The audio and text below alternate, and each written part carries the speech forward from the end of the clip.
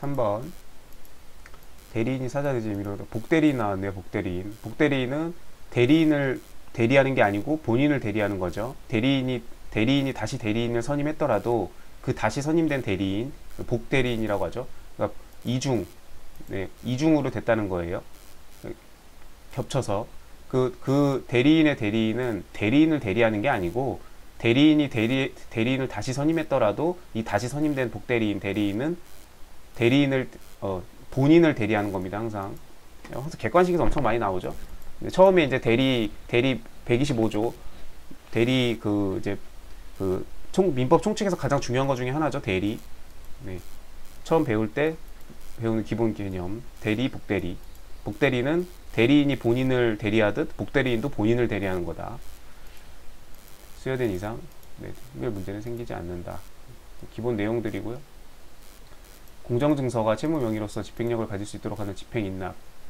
그래서 이건 소송행위죠. 네, 소송행위에는 표현들이 규정 적용될 수 없죠. 네, 소송행위에는. 그리고 착오를 이유로 한 취소 107조. 착오 취소 109조. 착오 109조. 이것도 소송행위에서는 적용될 수 없죠. 그래서 민사소송법에서 소를 제기했는데 이제 소에 관해서 착오를 이유로 취소 처리하는 거 안 된다고. 소송행위에는 사법상의 규정이 민법상 규정에 착오로 인한 그런 취소 등에 관한 규정이 적용되지 않는다. 표현 대리도 적용되지 않고요. 그래서 적용될 수 없다. 준용될 수 없다. 없다가 답입니다. 근데 이걸 있다라고 문제에서 냈을 거예요. 이 부분이 틀렸습니다. 4번이 틀렸어요. 14번 통상손해와 특별손해 민법 393조. 통상손해는 당연히 저기할 수 있고 특별손해는 그 상대방이 알았거나 알 수 있었을 때 하나요. 청구할 수 있고요. 알았거나 알 수 있었을 때의 그 기준점은 그 손해배상 청구 당시까지 한다고 했죠. 판례 있죠. 최신 판례 나왔고요. 그래서 중개사 부동산 거래를 하면서 중개사 수수료로 낸 거는 당연히 그거는 수수료 반드시 나가는 거니까 통상손해라고 볼 수 있는데, 내가 이제 거기에 이제 아파트를 사가지고 내가 이제 거기에 입주할 거를 예상하고 막 그 인테리어까지 다 해놨는데 계약이 빠그라졌어요. 그러면 그 인테리어 하느라고 내가 돈 다 들어갔는데, 근데 이제 지금 계약이 무효가 됐으니까, 해제됐으니까, 취소됐으니까, 이제 계약 파기됐으니까 그 아파트에 들어간 인테리어 비용 그거 다 날린 거잖아요. 지금 내 아파트가 아닌데. 그럼 그걸 청구할 수 있겠느냐? 그럼 상대방이 그 인테리어 공사하는 거를 알았거나 매도인이 알았거나 알 수 있었을 때 하나요? 야, 네 아파트에다가 내가 아파트 지금 내가 이제 사는 건 이제 계약이 성립될 줄 알고 내가 인테리어 다 지금 해놨는데 지금 인테리어 비용 지금 한 돈 1,000만 원 들어갔는데, 그런 거는 특별손해이기 때문에 상대방 매도인이 알았거나 알 수 있었을 때 하나에 청구할 수 있고, 반드시 무조건 청구할 수 있는 건 아니다. 통상손해가 아니기 때문에. 인테리어 비용하고 이거 기출이었을 거예요. 아마 2차 논점이었죠. 불법행위로 영업용 물건이 멸실된 경우, 저거 휴업손해 나오네요. 네, 휴업손해도 이렇게 되면은 마찬가지죠. 네. 영업용 물건 같은 경우는 그 공장에서 기계가 계속 돌아가면서 저기를 할 수가 있는데, 그 기계가 만약에 손괴가 되든지 이렇게 해서 기계가 돌아가지 못했다. 그러면 그런 것들 다 휴업손해라고 하죠. 네. 이런 판례가 있고, 전원합의체네요. 2번 가압류의 집행으로 입었다면,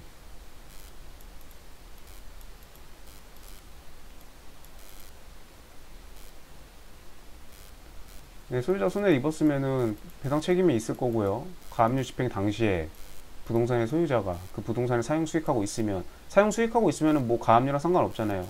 그렇기 때문에 상세가 되겠죠. 네. 근데 다만 그 처분 지연으로 인한 손해가 가압류로 인해서 뭔가 문제가 생겨가지고 그 사용 수익하는 이익을 초과하여 이 손해가 커졌다면 그거는 저기 하기 전에 다만 이걸 특별 손해로 본다는 거, 이런 판례가 있네요. 네. 3번 이제 여기가 틀렸나봐요. 되게 옛날 판례죠. 85년도 판례. 393조 통상손해 특별손해 2항의 소정에 1항이 통상손해고 2항이 특별손해죠. 특별사정으로 인한 손해배상에 있어서 채무자가 그 사정을 알았거나 알 수 있었는지의 여부를 가리는 시기는 이 기준점이 언제냐, 그 계약 성립 당시로 할 거냐, 계약 체결 당시가 아니다, 채무의 이행기까지 이 기준으로 상대방이 알았거나 알 수 있었다면 그러면 배상해야 된다 이거죠. 이거를 이제 계약 체결 당시라고 냈나봐요. 네. 좀 옛날 판례라서 이런 세세한 내용은 그 좀 모를 수도 있죠. 그래도 기본서에는 다 나올 겁니다. 당연히 통상손해, 특별손해 파트에서. 네. 이렇게 객관식 풀면서 이렇게 내가 모르는 내용이 나왔다. 그러면 판례도 한 번씩 다 원문 찾아보고 그리고 기본서 다시 한번 하고요. 1차생들은. 2차생들도 마찬가지죠. 이런 거는 당연히 다 중요한 이런 시점이 언제인가 이런 기준점들은 민법 어느 논점에서나 중요하기 때문에 잘 알아둬야 됩니다. 비단 이 통상손해, 특별손해뿐만 아니라 뭐 물권법, 총칙, 채권법 파트 뭐 여기저기서 다 기준점은 항상 이 기준점이 문제가 되죠. 이 기준점을 언제로 놓느냐에 따라서 누가 책임을 질 거냐, 얼마나 책임을 질 거냐가 갈리는 거기 때문에 민법의 중요 핵심 중에 하나죠. 이 기준점, 손해배상의 기준점, 뭐 채권자 사회행위라고 보는 기준점, 그다음 뭐 가액배상 원물 반환을 어떻게 해야 되는지 그 기준점, 사실심 변론 종결신이 아니면은 사회행위 당신이 이런 것들 구분하는 거 매우 중요하죠. 4번, 3번이 틀렸고요. 여기 계약 체결 당시라고 해서 네, 틀렸고 4번 특별한 사정의 손해 존재를 알았거나 알 수 있었으면 배상할 의무가 있는 것이고 네, 393조 2항의 내용이죠. 그러한 특별한 사정에 의해 발생한 손해 액수까지 알아야 되는 건 아니다. 네. 액수까지 구체적으로 알아야만 그 구체적으로 안 범위 내에서 뭐 손해를 청구할 수 있다 그런 건 아니다 이겁니다. 그냥 그 인테리어 하는 거 알았어? 그러면 그 인테리어 특별 손해라고 했죠. 아까 인테리어. 내가 아파트 매매해서 이제 들어갈 줄 알고 내가 입주하기 전에 미리 그 남의 집에다가 인테리어를 다 해놓은 거죠. 이제 내가 샀으니까. 근데 이제 계약이 빠그라졌어요. 그러면 이제 그 내 집 아니죠, 다시. 원래 내 집 아닌 저기죠. 그러면 이제 인테리어 비용이 이제 그냥 다 공짜로 다 들어갔는데 그 액수를 그 인테리어 했다는 사실을 상대방이 알면 그거를 청구할 수 있는 거지. 그 상대방의 인테리어가 구체적으로 뭘 인테리어를 어디를 했고 거실을 했고 벽을 했고 얼마가 들었고 자재를 뭘 썼고 그런 것까지 구체적으로 다 알아야 되는 건 아니죠. 액수까지 알아야 되는 건 아니다. 15번 위임. 위임은 항상 그 임치하고 구분해서 작년 법원 행시에 한번 나왔죠. 위임과 임치를 구분하는 개념. 위임은 위임 계약이 해제된 때로부터 소멸시효가 진행하죠.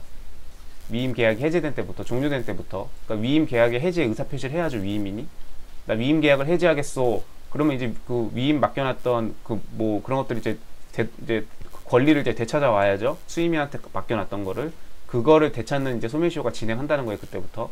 근데 임치는 그냥 물건을 맡긴 시점부터 위임처럼 계약 해지나 종료가 된 때부터가 아니라 그냥 임치 물건을 맡긴 때로부터 언제든 임치는 해지할 수 있고 그렇기 때문에 소멸시효도 바로 진행한다는 거. 그래서 그 자동차 부품 납품 사례로 해가지고 나왔었죠. 1번 수임인이 위임인의 본질에 따라서 안 한 까닭에 비용을 미임인이 지출하였거나 이렇게 됐으면은 지출하였다면 그쵸, 이게 수임인의 채무 불이행이죠. 수임인 네가 일을 똑바로 안 해가지고 내가 일을 맡겨놨음에도 불구하고 그랬을 때 이렇게 된다면 너한테 배상할 책임이 있죠. 수임인이 배상해야죠. 당연한 얘기이기도 하고요. 네. 맞는 내용이고 2번 3번은 이 2022년도 판례 이거를 가지고 2번 3번 이렇게 번호 달아서 중간에 내용을 잘라가지고 이렇게 쓰고 3번을 바꿔서 냈네요. 뭐 여기가 중요한 부분이니까 바꿔서 냈겠죠. 자 2번 수임인을 인하여 있을 경우에 위임인에게 인도해야 된다. 법률 규정이죠. 네, 위임 680조. 이때 인도 시기는 당사자 간에 특약이 있거나 특별한 사정이 있지 않으면은 위임 계약이 종료한 때. 그렇죠. 위임 계약이 종료하면 이제 수임인이 가지고 있던 모든 권리와 이거를 위임에 다시 다 돌려줘야죠. 그리고 수임인이 수임 사무를 처리하면서 어떤 이득을 얻었다? 그런 것들 다 그거는 수임인 게 아니죠. 위임인의 그 위임 사무를 대신 처리한 것 뿐이잖아요.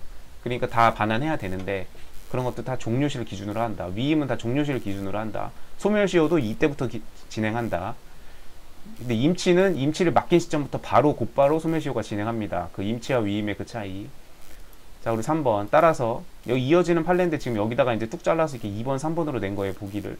위임 3으로 수임인 명의를 취득한 권리에 관한 이전적 소멸시효는 위임 계약이 종료된 때부터 진행한다. 네, 이게 맞죠. 네, 근데 여기는 아마 이제 그 임치처럼 위임 계약 체결 당시 이런 식으로 아마 바꿔서 냈을 거예요. 체결 당시가 아니고 위임은 종료된 때부터 이런 모든 그 반환 청구권이 생기고 수임인이 위임인한테 돌려줘야 되고 그 의무가 생기고 그리고 마찬가지 소멸시효도 그때부터 당연히 진행하고 그래서 종료된 때부터 임치랑 구분해라. 중요한 부분 역시 답으로 냈죠. 4번은 맞는 건가 봐요. 한번 읽어볼게요.